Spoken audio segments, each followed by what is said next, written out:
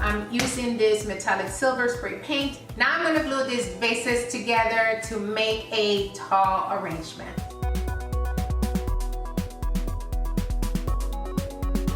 I'm gonna apply some pressure and let it set for 30 minutes. Now that my bases are dry, I'm going to glue them to this plate as a base for more support, and then I'm gonna let it sit for half an hour. All right, so this is what we have so far. Now it's time to attach the flowers here. And to do that, I'm going to use this round candle holder.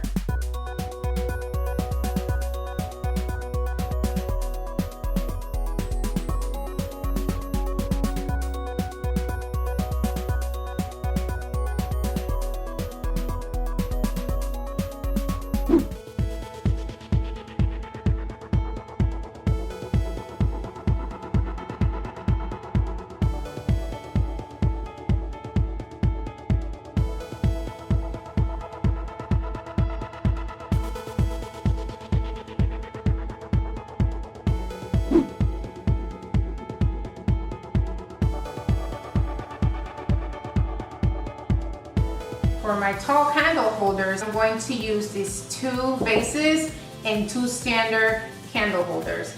And I'm gonna glue them together as so.